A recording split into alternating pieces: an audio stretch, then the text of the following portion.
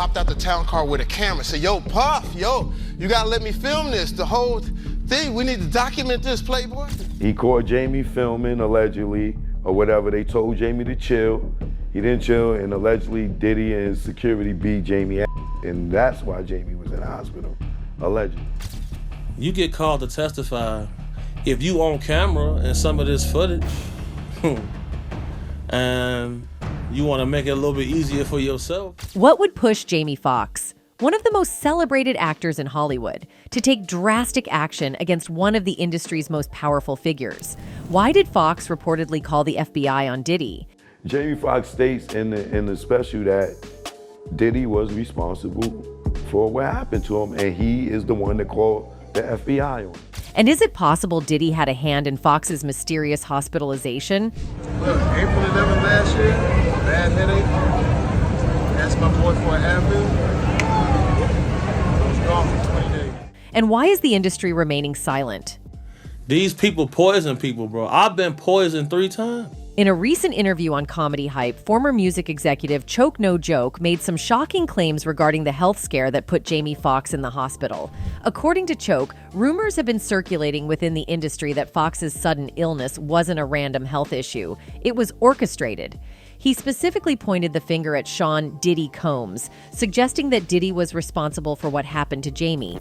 During the interview, Choke No Joke mentioned hearing allegations that Foxx had attended one of Diddy's infamous parties, where things went wrong. According to these claims, Foxx may have seen or recorded something he wasn't supposed to.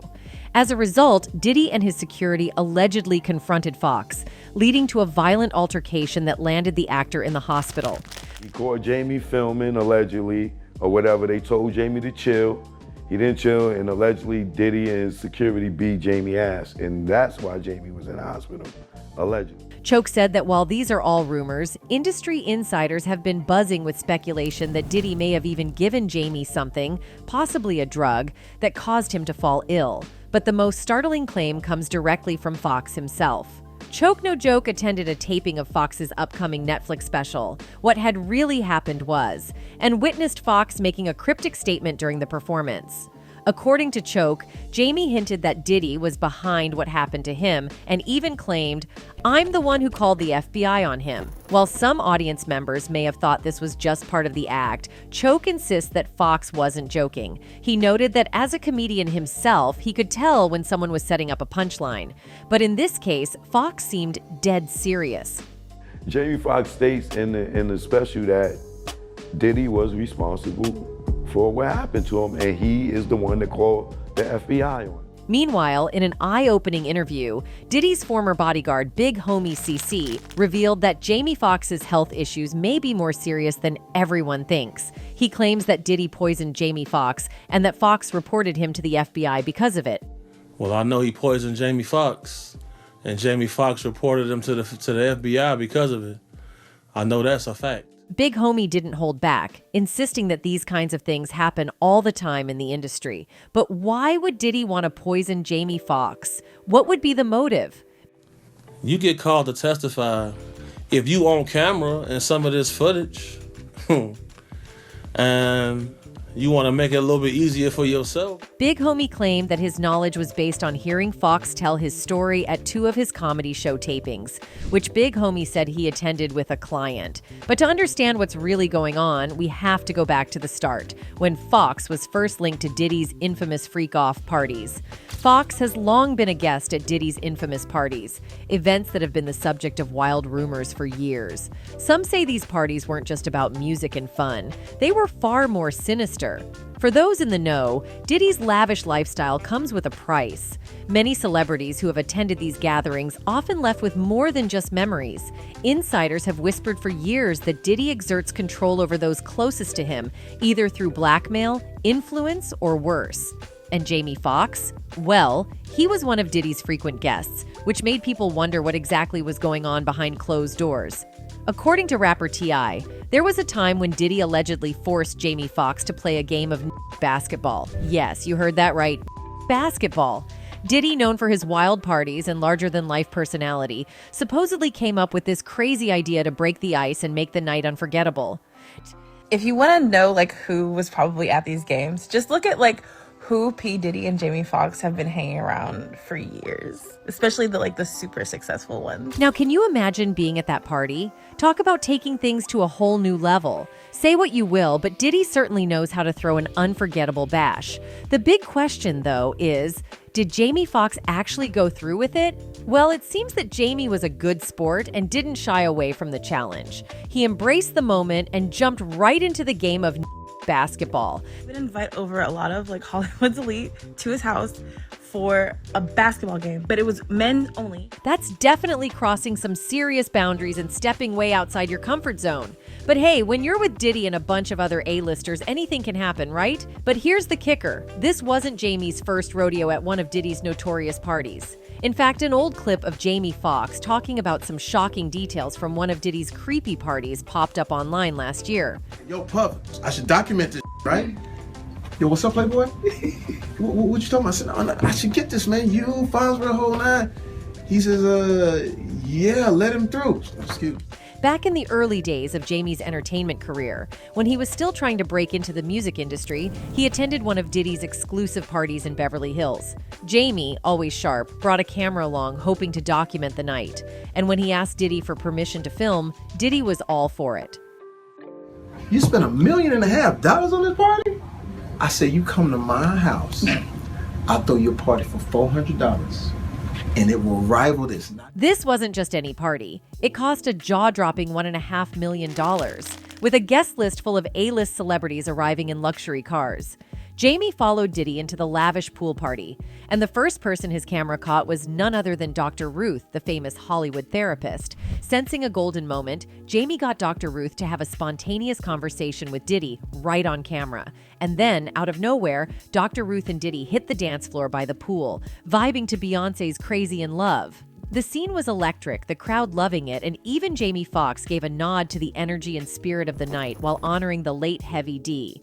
Jamie wasn't just a guest, though. He took on the role of teaching Diddy how to party on a budget. His stories about showing Diddy how to throw an amazing party without spending a fortune have become legendary. In fact, Jamie even shared the story on The Colbert Show, reminiscing about how he turned Diddy into a thrifty party pro.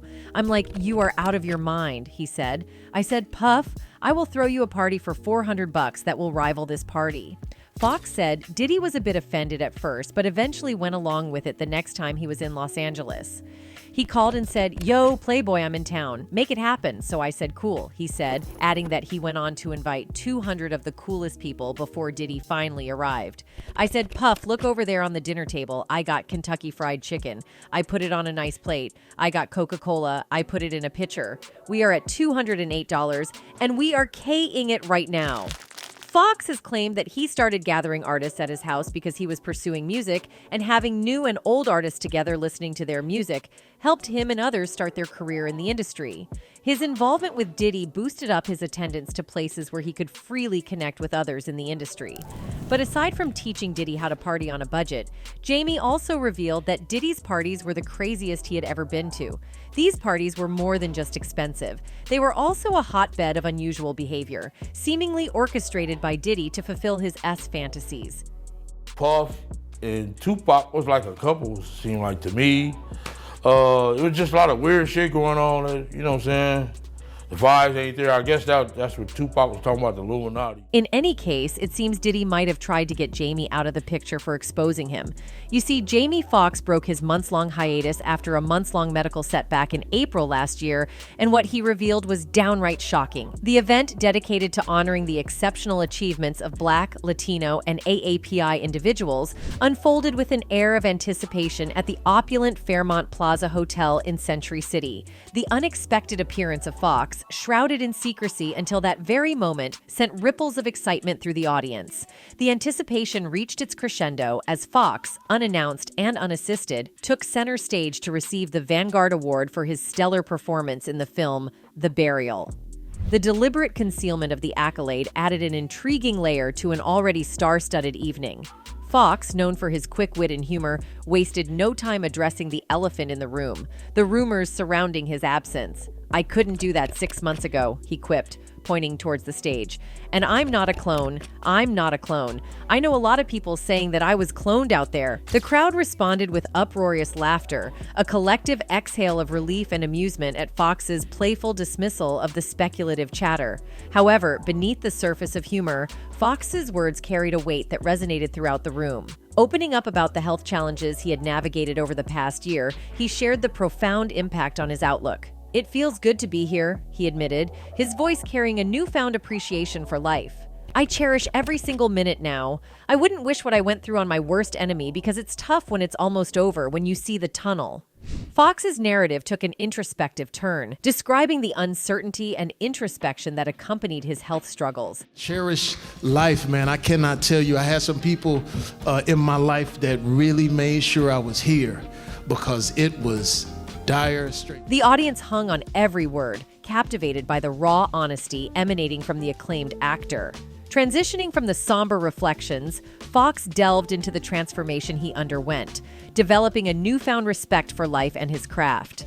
"I have a new respect for life. I have a new respect for my art," he declared, his gaze sweeping across the room. His experience had become a crucible, forging a deeper connection to his artistic endeavors. In a moment of impassioned advice, Fox addressed aspiring artists in the audience, urging them not to falter in the face of adversity.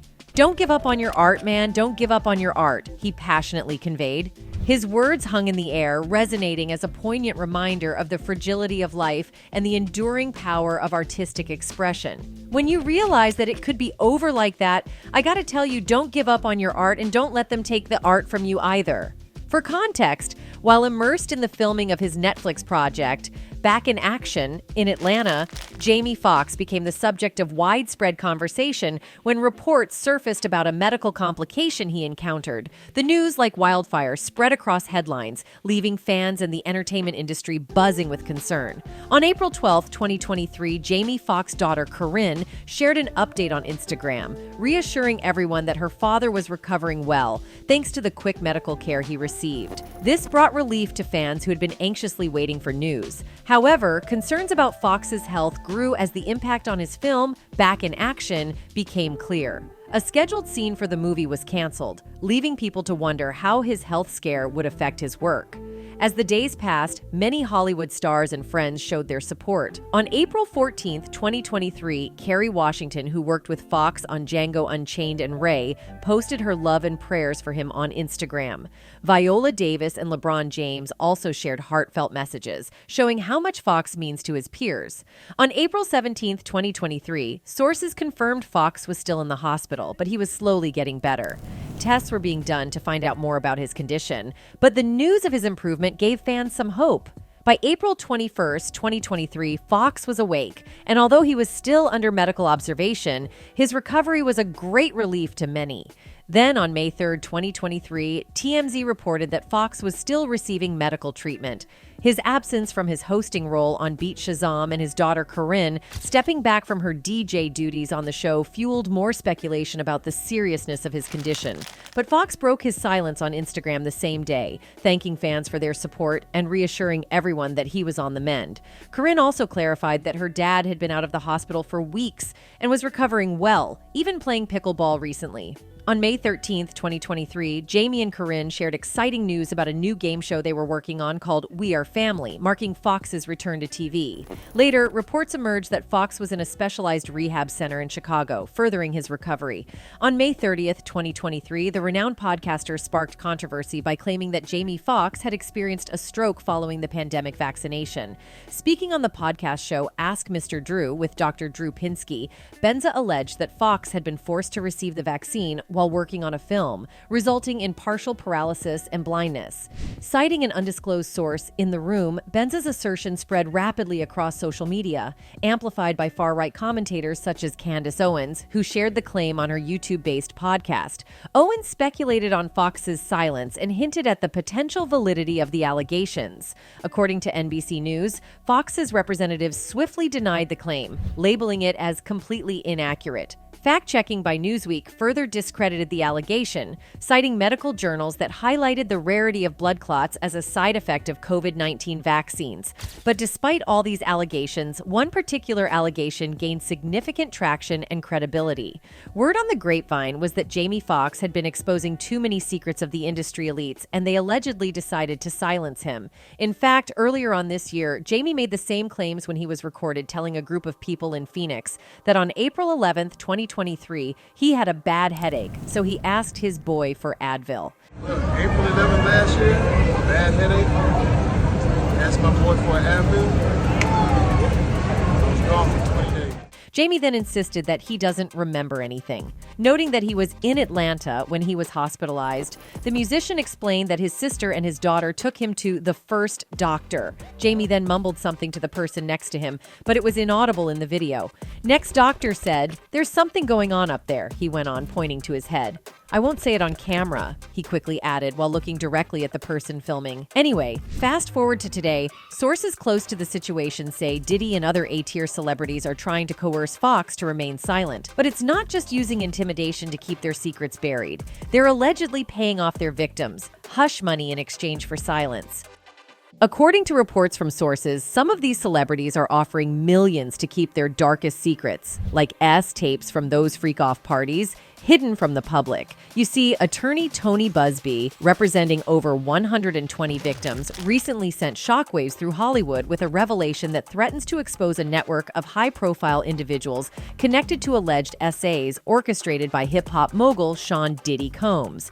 Busby has made it clear that his firm is preparing to publicly disclose the names of many powerful individuals who were either involved in or enabled these alleged offenses. However, the attorney has given these celebrities a chance to settle their cases with the victims before their names are revealed, hinting at a larger scandal that stretches far beyond Combs himself. Busby told TMZ on October 7th, 2024, that in cases like these, it is in the best interest of the victims to attempt to resolve the matters privately, without filing public lawsuits. His firm has already reached settlements with several high-profile individuals, many of whom are well-known celebrities. While the public is eager to know which stars might be involved, Busby has made it clear that he is taking a cautious approach, ensuring that when names are revealed, there is sufficient evidence to back up the claims. He explained that his firm is conducting thorough investigations to avoid any potential backlash or false accusations that could create a media frenzy.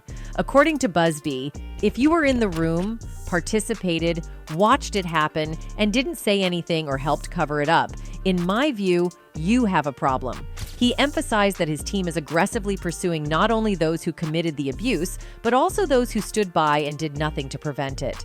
Busby stressed that there is a widespread issue of celebrities and other powerful figures witnessing these acts and remaining silent, adding, "All of these individuals and entities have exposure. The explosive nature of these accusations has led to rumors of celebrities offering hush money to keep their names out of the headlines." Busby's revelations align with a growing concern that many stars, desperate to protect their reputations, are quietly paying off victims to avoid lawsuits and public exposure. This attempt to settle matters privately mirrors what has been seen in previous cases, particularly in the entertainment industry, where powerful individuals use their wealth to evade accountability. But it's not just Diddy that Fox knows about. He's reportedly got dirt on some of the biggest names in the industry, including Beyonce and Jay-Z, who have allegedly been paying off victims of their own to avoid a scandal. Insiders claim that these A-listers, who have always maintained a picture-perfect image, are terrified that Jamie Foxx might reveal what he knows, especially about how they've threatened others to keep quiet. We know that Jay-Z and Beyonce will go to great lengths to protect their brand. Just look at what happened with Piers Morgan. Their lawyers contacted us to say that those claims were totally false and have no basis in fact, and we've therefore complied with the legal request to cut them from the original interview. Editing interviews is not something we do lightly at a show called Uncensored. For context, Piers Morgan took everyone by surprise when he gave Jaguar Wright the space to air out her grievances on national television. Jaguar didn't just stop at the surface, she went deep, claiming that Jay-Z has been involved in some of the most nefarious activities in the entertainment industry. It all began with Piers Morgan's controversial episode where he gave Jaguar Wright the platform to speak her mind. And let's be clear, this wasn't just some passing interview. Jaguar had an agenda, and Piers allowed her to run with it. Jaguar begins by addressing Piers's question about feeling vindicated after Diddy's recent legal troubles. Despite the charges against him, Jaguar is clear. She doesn't feel relief. For her, the accountability process is just starting. Do you feel vindicated Yes. by the events of the last few weeks? No, not at all. Because he's just the beginning. According to her, Diddy is only the tip of the iceberg, a figurehead of a deeply ingrained culture of exploitation within the music industry. Jaguar speaks candidly about her firsthand experiences. Having been in the industry for over 30 years, she recounts stories of her elders advising her to avoid certain individuals, but that advice wasn't enough to shield her from the trauma she faced. Even after decades, she still suffers from PTSD, and what's most disturbing to her is the repetitive nature of the abuse, with younger women sharing similar stories. You live through these things, you're still suffering the PTSD created by all of this, and you're talking to a victim that's 20 years younger than you, and she's telling you the exact same thing that happened to you. This, she explains, is what makes Diddy and his actions all the more dangerous. The perpetuation of harm across generations, shielded by the industry's silent complicity. A significant portion of the interview is dedicated to the toxic culture that Wright claims has been allowed to fester under powerful figures like Diddy. She speaks not just from her own experience, but from what she witnessed as someone once involved in the dark side of the industry, working as a dominatrix before securing her record deal. This gives her unique insight into how the entertainment and industries overlap. Jaguar doesn't hold back. She describes the horrifying behaviors she has either witnessed or been told about, including ritualistic practices, drugging women, and discarding them like objects. The sheer scale of this abuse, covered up by NDAs and payouts, has kept it hidden from the public eye for years. And it's all done under the protection of, this is going to be paid off. There's another NDA. This is going to be, it's terrible. Wright points out that people knew, many knew, but no one was brave enough to speak, or if they did, they weren't believed. This culture of silence, Jaguar insists, has protected P-daters like Diddy for far too long. Another chilling aspect of Jaguar's claims is the idea that Diddy was selected for his role. She argues that he was specifically chosen to help maintain control over the Black community within the entertainment world. People keep looking at him like he's the Sputnik that came out of nowhere. This is someone who was designed to be what he is. We got to stop making Diddies. Jaguar further believes that Diddy's recent silence is not out of loyalty, but fear. His powerful backers, those who have protected him for decades, still see value in keeping him quiet, but she predicts that his ego and drug addiction will eventually compel him to talk. And when he does, she warns, it will be catastrophic for those who have been complicit in his actions. His ego and his drug addiction won't allow him to do anything different. Anybody who thinks he's not going to talk is crazy. When asked by peers whether Diddy will reveal others' involvement, Jaguar doesn't hesitate to confirm it. She believes that Diddy will have no choice but to talk, taking down many high-profile figures with him. In her view, his silence thus far is only a temporary shield. She makes it clear that what the public has seen so far is only the beginning, and the truth will be far more disturbing than anyone can currently imagine. In any case, Jaguar Wright has been in the industry for decades, and her story is not a new one. She spent years speaking out against the very people who are now being exposed. Back in the day, Jaguar was brushed off as a crazy conspiracy theorist. People labeled her as an extremist who was bitter about her time in the industry. But the truth is, a lot of what she said years ago is starting to line up with the facts. What's important to understand is that Jaguar wasn't some outsider. She was in the industry performing with Jay-Z, and she's seen things that most people only hear rumors about. So when Jaguar says that Jay-Z is the mafia boss behind it all, we should take her seriously.